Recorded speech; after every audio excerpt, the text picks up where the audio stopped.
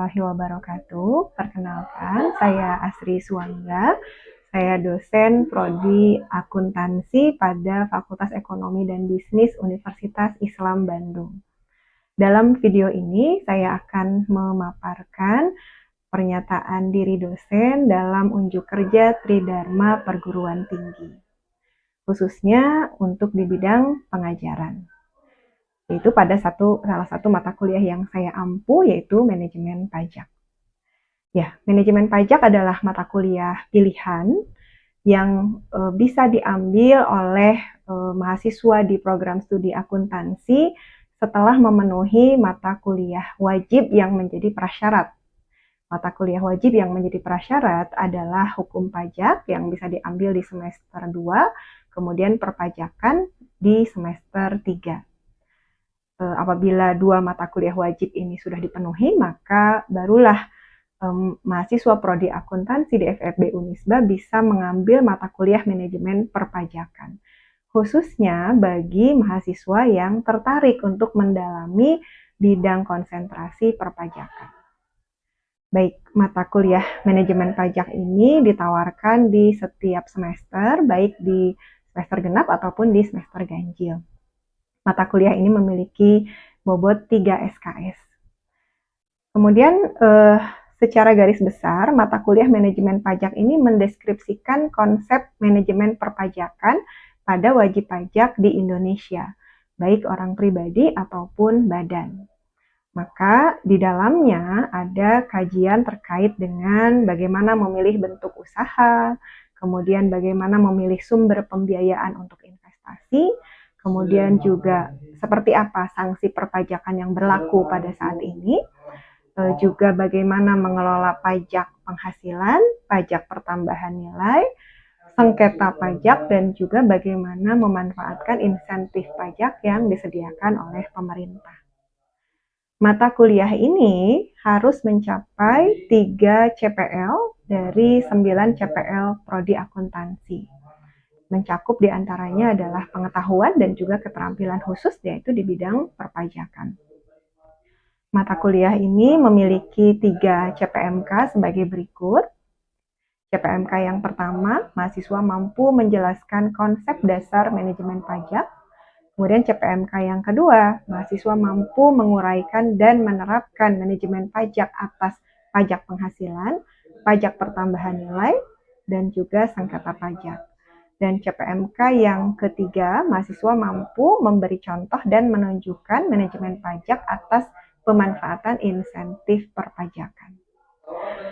Mata kuliah ini disajikan dalam 16 pertemuan, terdiri dari 14 pertemuan penyampaian materi, 1 pertemuan ujian tengah semester, dan 1 pertemuan terakhir yaitu ujian akhir semester.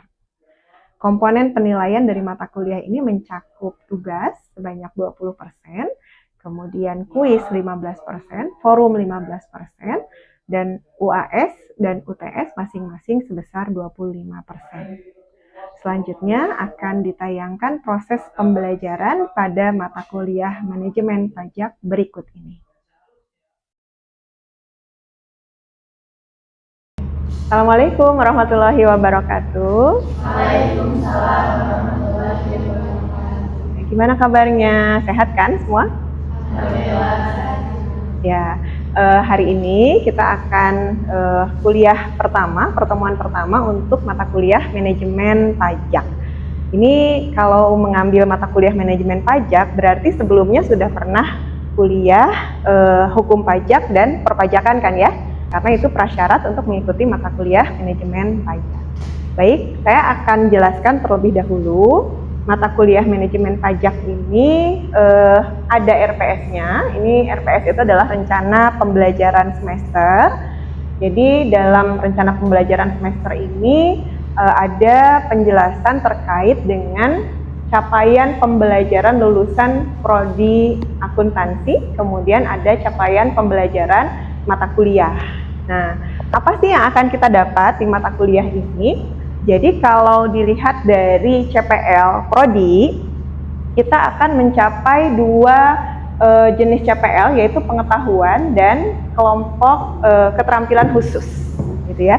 Nah, keterampilan khususnya dalam bidang apa? Dalam bidang perpajakan. Pengetahuannya juga pengetahuan dalam bidang ilmu pendukung akuntansi. Nah, ini yang akan didapat di mata kuliah ini, ya.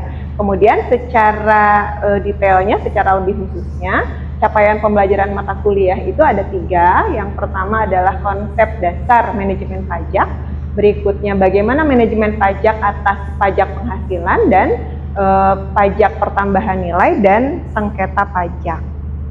Yang ketiga, kita akan belajar, ya, mahasiswa nanti harus mampu memberi contoh dan menunjukkan manajemen pajak atas pemanfaatan insentif pajak. Kalau PPh, PPN, dan sengketa pajak mungkin sudah pernah mendengar ya di mata kuliah sebelumnya, karena itu adalah mata kuliah yang dasar ya kalau hukum pajak dan perpajakan.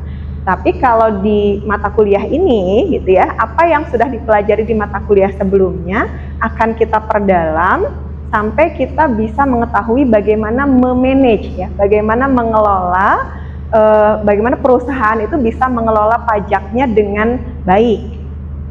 Terus kemudian kalau yang ini baru nih, insentif pajak ya, jadi pasti belum pernah dapat di mata kuliah yang sebelumnya, karena kalau insentif pajak ini berarti kita akan berbicara tentang fasilitas apa yang disediakan oleh pemerintah terhadap wajib pajak gitu ya. Jadi fasilitas itu nanti biasanya adalah berupa tax holiday misalnya ya, liburan pajak, atau berupa tax diskon ya. Tax diskon itu atau tax allowance itu adalah pengurangan pajak untuk keperluan tertentu yang diinginkan oleh negara, seperti itu.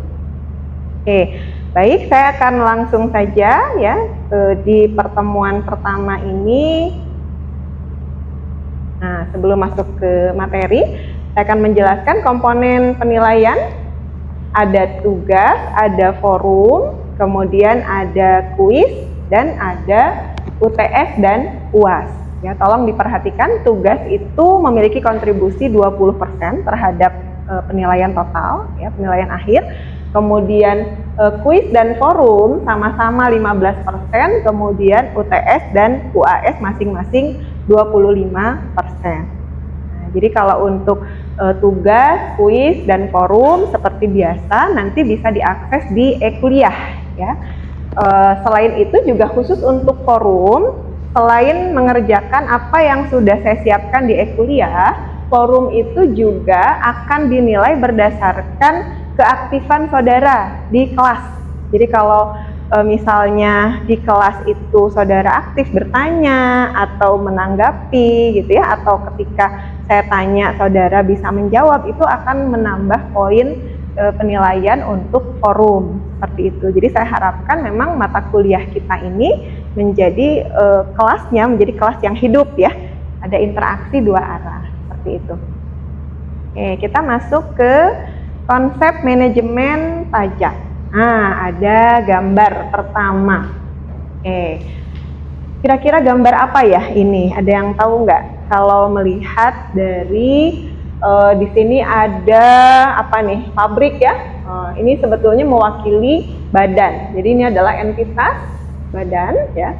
Karena sebagaimana kita ketahui, wajib pajak itu ada perorangan ya, ada orang pribadi, ada OP, dan ada badan, seperti itu. Nah, untuk orang pribadi mungkin manajemen pajaknya tidak terlalu rumit ya, tapi kalau kita sudah berbicara badan, apalagi badan itu sudah berupa PT, kemudian modalnya sudah semakin besar, kemudian divisinya juga sudah semakin banyak, maka semakin besar aktivitas perusahaan, kebutuhan akan manajemen pajak juga semakin besar.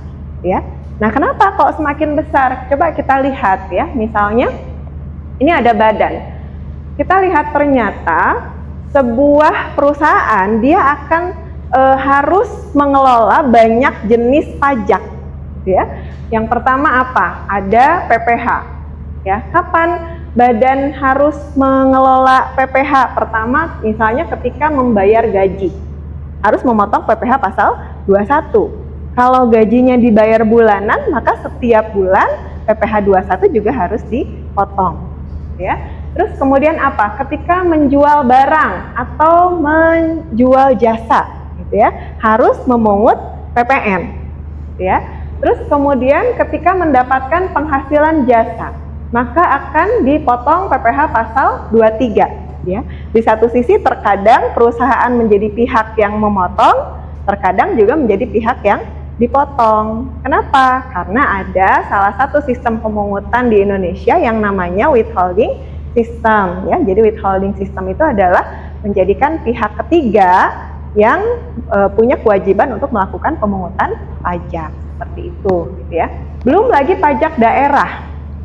Ada PBB, gitu ya. Perusahaan punya gedung, gedungnya kan harus dibayar PBB-nya, gitu ya. Atau perusahaan beli gedung, beli pabrik baru, beli gudang baru, gitu ya, maka harus bayar BPHTB, gitu kan. Belum lagi ada bea materai, karena bea materai juga salah satu jenis pajak atas dokumen, gitu ya. Maka setiap kali ada transaksi, ada perjanjian, gitu ya, atau ada pernyataan yang bernilai hukum harus dibubuhi dengan materai, seperti itu. Dan pajak daerah yang lainnya, ya, kalau bergerak di bidang hotel ada pajak hotel, kalau bergerak di bidang restoran ada pajak restoran, kalau bergerak di bidang reklame advertising maka ada pajak reklame dan lain sebagainya, ya.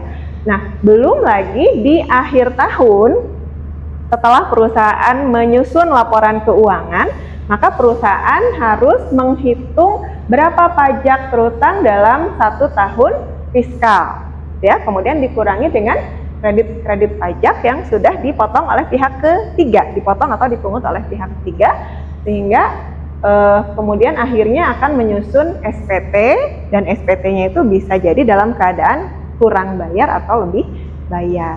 Nah, jadi bagi seorang akuntan, karena kita adalah para calon akuntan, ya, pajak itu adalah bagian integral, ya, tidak terpisahkan dari seorang akuntan. Setiap kali akuntan itu melakukan pencatatan atas transaksi, maka setiap kali itu juga, gitu ya, dia harus melakukan pencatatan atas pajaknya, gitu ya. Dan dia harus ingat, oh kalau saya melakukan penjualan, saya catat nih penjualan, maka ada pajak apa dalam aktivitas penjualan, gitu ya. Saya bayar gaji, maka ada pajak apa dalam pembayaran gaji, seperti itu. Nah, itulah kenapa manajemen pajak itu dibutuhkan, karena saking banyaknya, gitu ya, kewajiban pajak yang mengikat perusahaan, maka jangan sampai ada yang luput dari pelaksanaannya, gitu ya, luput dalam pelaksanaannya. Oke, ini kita lihat, ya. Saya belum ke definisi, nah, tapi saya akan berbicara dulu kenapa sih kok ada manajemen pajak. Pada dasarnya sebetulnya manajemen pajak itu muncul karena di negara kita sistem pemungutan yang utama yang berlaku itu adalah self-assessment system, gitu ya. Apa itu self-assessment system? Jadi wajib pajak diberikan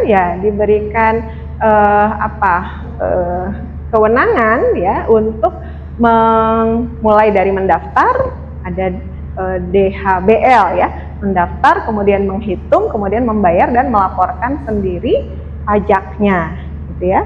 Nah, diberikan kewenangan seperti itu, maka kemudian kita akan melihat ada dua sisi, gitu ya. Ada kepentingan wajib pajak, ada kepentingan dirjen pajak.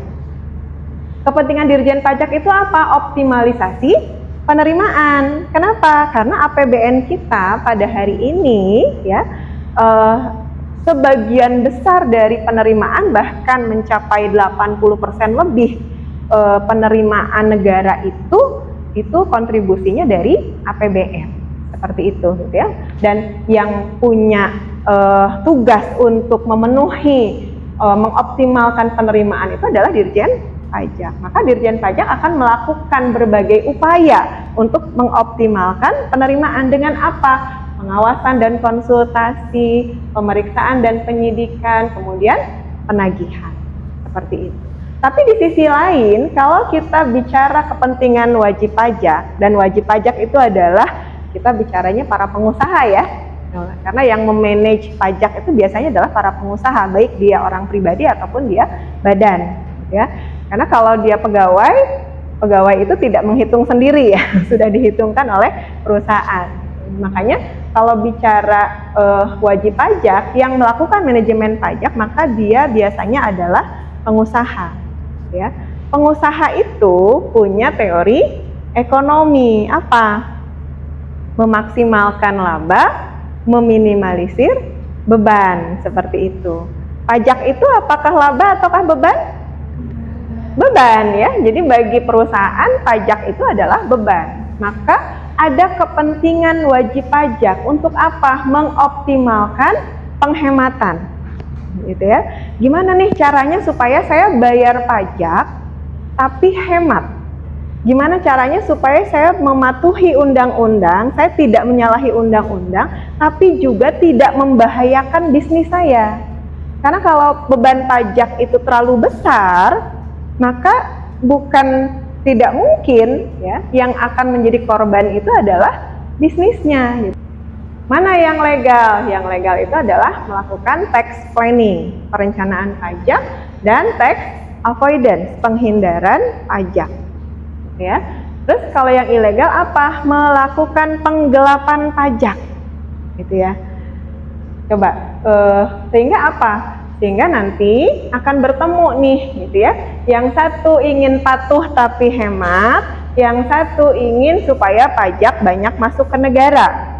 Maka bertemulah di tengah, pajak akan dibayar dengan jumlah yang seharusnya. Oke, sampai di sini ada yang mau ditanyakan dulu?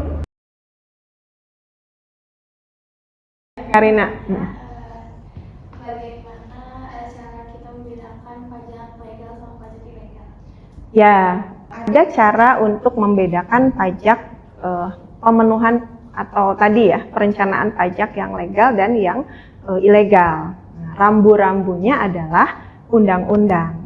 Gitu. Makanya kenapa kalau kita ingin mengelola pajak dengan benar, maka kuasailah undang-undang.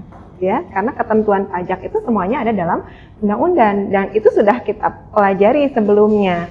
Ada undang-undang ketentuan umum dan tata cara perpajakan atau kita kenal dengan undang-undang KUP gitu ya. Terus kemudian ada undang-undang PPH, kemudian ada undang-undang PPN, kemudian ada undang-undang hubungan antara keuangan pusat dan daerah ya, HKPD. Kemudian ada undang-undang bea materai dan lain sebagainya gitu. Nah, maka yang membedakan antara legal dan ilegal itu sepanjang apa yang kita lakukan itu tidak menyalahi ketentuan, maka itu legal. Tapi kalau kita sudah menyalahi ketentuan, bagaimana kita tahu menyalahi ketentuan? Maka menyalahi ketentuan itu kan berarti kan tidak sesuai dengan apa yang diinginkan oleh undang-undang ya, gitu. Misalnya nih, ada batas waktu pelaporan SPT. Untuk SPT tahunan PPH badan, batas waktunya adalah 30 April. Kapan dikatakan kita menyalahi undang-undang? Kalau kita menyalahi ketentuan itu, berarti apa? Telat, gitu ya. Telat lapor, itu sudah menyalahi ketentuan undang-undang. Misalnya, saya mau merencanakan supaya telat, gitu ya. Nah, itu sudah menyalahi undang-undang. Nah, bukan hanya lapor kan, sebetulnya nanti pada saat menghitung misalnya, melaporkan SPT itu harus memenuhi unsur apa? Lengkap, jelas, dan benar, gitu ya, harus benar, jelas, dan lengkap, seperti itu.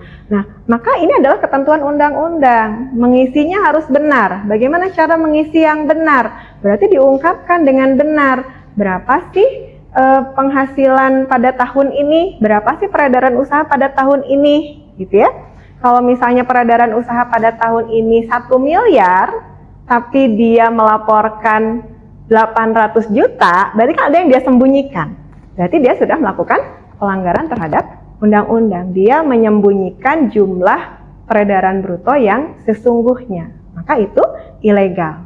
Nah, yang legal yang seperti apa? Ya disajikan dengan benar, gitu ya, dengan benar, dengan jelas, dan juga dengan lengkap, seperti itu. Maka rambu-rambu yang utama itu sebetulnya ada dalam Undang-Undang KUP. Di sana ada sanksi gitu ya. Karena ciri ketika kita melakukan pelanggaran undang-undang adalah ada sanksi. Meskipun nanti sanksi itu bisa berupa sanksi administratif ataupun sanksi pidana gitu ya. Nah, kalau sanksi administratif kan nanti bisa berupa bunga, denda gitu ya, atau kenaikan gitu. Tapi kalau sanksi pidana nanti bisa berupa denda yang jumlahnya berkali-kali lipat dari pajak yang terutang gitu ya, atau bisa juga berupa kurungan atau penjara, seperti itu. Nah, jadi itu membedakan antara legal dengan ilegal. Cukup jelas ya? Ya, baik.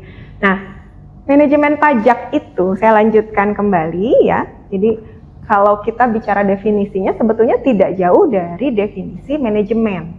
Ya, mungkin juga pernah ya belajar manajemen. Manajemen itu mengandung 4 unsur. Ada POAC ya, planning, organizing, kemudian actuating dan controlling, seperti itu gitu. Nah, planning itu apa? Melakukan perencanaan. Maka begitu juga dengan pajak gitu ya, dilakukan perencanaan. Bagaimana nih saya membuat perencanaan pemenuhan kepatuhan kewajiban perpajakan dalam 1 tahun gitu ya, dalam 1 tahun ke depan. Nah, setelah dibuat perencanaan maka diorganize, dilaksanakan apa yang sudah direncanakan sambil dilakukan apa? Pemantauan oleh siapa? Oleh pemimpin. Maka harus ada yang namanya tax manager, manajer pajak dalam sebuah perusahaan gitu ya. Dia yang bertanggung jawab penuh atas pemenuhan kewajiban perpajakan. Dia bisa punya staff ya, dia bisa punya asisten gitu ya, tapi jelas dia adalah pemimpinnya yang bertanggung jawab penuh terhadap pelaksanaan kewajiban perpajakan dalam sebuah perusahaan. Kemudian ada controlling gitu ya. Nah, kalau controlling ini berarti ada apa? Ada evaluasi, ada pengendalian gitu ya, sehingga ketika dilakukan evaluasi nanti bisa dinilai apakah pelaksanaan kewajiban perpajakan pada tahun ini sudah baik ataukah kurang gitu ya. Maka harus dibuat perencanaan di tahun yang akan datang yang lebih baik daripada tahun ini, seperti ini, seperti itu ya. Nah, itu kemudian, nah ini adalah syarat manajemen pajak yang baik ya, tidak melanggar. Nah, jadi kalau perusahaan itu memiliki manajemen pajak yang baik, maka indikasinya adalah dia tidak melanggar atau dia tidak bertentangan dengan ketentuan atau peraturan yang berlaku. Kita mengenal ada istilah WP patuh ya. Jadi dalam istilah Direktorat Jenderal Pajak itu ada istilah WP patuh. Nah, WP patuh itu adalah WP atau wajib pajak yang terindikasi patuh. Biasanya dilihat dari track record-nya dalam beberapa tahun ke belakang gitu ya, apakah dia pernah mendapatkan sanksi ataukah tidak. Boleh kita menghemat pajak gitu ya, atau juga kita harus patuh tapi tidak mengorbankan bisnis gitu ya. Jadi misal nih, ini contoh yang ekstrim gitu ya, saya mau supaya pajak saya hemat. Bagaimana caranya? Kan pajak itu ditetapkan berdasarkan penghasilan kena pajak. Penghasilan kena pajak perusahaan itu adalah laba. Oh ya udah deh, laba saya nggak usah gede-gede supaya pajak saya nggak gede juga. Kan nggak gitu juga gitu ya. Bagaimanapun juga global strategi perusahaan itu adalah diukur, salah satunya kinerja perusahaan yang baik itu adalah labanya baik gitu ya. Kemudian grafik labanya juga mengalami kenaikan gitu ya secara terus menerus. Jadi tidak mungkin kita membuat strategi menghemat pajak dengan cara menurunkan laba gitu ya, karena itu bertentangan dengan corporate global strategi. Berikutnya didukung oleh bukti-bukti yang memadai, baik dari segi pencatatan akuntansi keuangan maupun dari segi hukum perjanjian. Nah, ini kan sebetulnya sesuatu yang sudah menjadi bagian dari pekerjaan akuntan ya, gitu. Kita selalu menyimpan dokumen-dokumen transaksi dengan baik, termasuk juga dokumen-dokumen perjanjian, gitu ya. Kenapa? Karena setiap ketentuan perpajakan yang kita laksanakan itu harus disertai dengan bukti gitu ya, baik berupa bukti transaksi ataupun bukti dari segi hukum, seperti itu. Nah, ini yang tadi ya. Mana yang legal? Ini yang legal ya. Upaya manajemen pajak secara legal memanfaatkan celah dalam peraturan pajak. Sedangkan ini yang ilegal, mengarah pada tindak pidana perpajakan, meminimalkan beban pajak dengan cara melawan ketentuan pajak, atau usaha aktif WP untuk mengurangi, menghapus, memanipulasi utang pajak secara ilegal atau meloloskan diri agar tidak membayar pajak. Oke, sampai di sini terbayang nggak? Apakah bisa kita patuh tapi di satu sisi kita patuh, di sisi yang lain kita tetap hemat? Kita mengenal ada PPh final untuk UMKM ya, untuk pengusaha kecil. Kalau PPh final itu bagaimana? Ya tarif dikali omset, begitu saja, sederhana gitu ya. Tarifnya berapa? 0,5%. Omsetnya berapa? Omsetnya 2 miliar. Karena pengusaha kecil, batasan pengusaha kecil dalam ketentuan perpajakan itu adalah 4,8 miliar setahun omsetnya, gitu ya. Jadi kalau masih di bawah omset 4,8 miliar setahun, dia masih bisa memilih pakai tarif PPh final. Oh, ya sudah, saya hitung saja 0,5% dari omset, maka itulah jumlah pajak yang harus saya bayarkan. Mudah. Apakah dia patuh? Patuh. Nah, kemudian tapi boleh nggak dia memilih? Misalnya saya mau membandingkan antara saya menggunakan tarif 0,5% dari omset dengan tarif PPh pasal 17 dari laba, gitu ya. Kemudian dia bandingkan, ternyata yang lebih hemat itu yang 0,5% dari omset. Karena itu pilihan, maka pilihan itu bisa diambil, gitu ya. Dan dia memenuhi syarat untuk mengambil pilihan itu, gitu. Nah, jadi tadi, gitu ya, seorang wajib pajak dia bisa memenuhi dua hal tadi, gitu ya. Dia patuh dan dia hemat, gitu. Ya, baik. Sampai di sini dulu ya penjelasan pada hari ini. Sebelum saya tutup, saya punya kuis, ya. Siap?